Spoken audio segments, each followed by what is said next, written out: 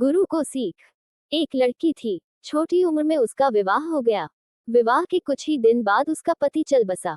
लड़की बड़ी बुद्धिमती थी, सुसंस्कारवान थी। अपने उस दारुण दुख को उसने ईश्वर की लीला मानकर स्वीकार किया और धर्म कर्म में लीन रहने लगी। उस विधवा के एक गुरु थे। वह उसके घर आया करते थे। लड़की बहुत सुंदर थी, युवती थी। गुरु का मन उसके सौंदर्य पर मुग्ध हो गया। उनके भीतर वासना जाग उठी। उन्होंने एक दिन उससे अपने मन की बात कही और बोले, तुम तो जानती हो कि गुरु को प्रसन्न किए बिना गुरु कृपा प्राप्त नहीं हो सकती।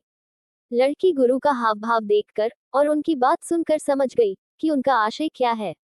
बोली, गुरुजी, आपकी बात ठीक है। मैंने ग्रंथों में भी यही पढ़ा है कि गुरु की सेवा के बिना शिष्य को गुरु की कृपा का वरदान नहीं मिलता। लेकिन उसे बीच में ही रोककर गुरु ने कहा, लेकिन क्या? लड़की ने दृढ़ स्वर में कहा, गुरुजी, ये शरीर तो मलमूत्र की खान है। किसी अपवित्र चीज को देकर गुरु की सेवा कैसे की जा सकती है? आप ही तो कहा करते हैं कि आंखों से अच्छी चीजें देखो, कानों से अच्छी बातें सुनो और मन से अच्छी बातें विचारो। किसी भी अपवित्र वस्तु को प्रभु के चरणों में अर्पित करने की कोई पापी ही कल्पना कर सकता है।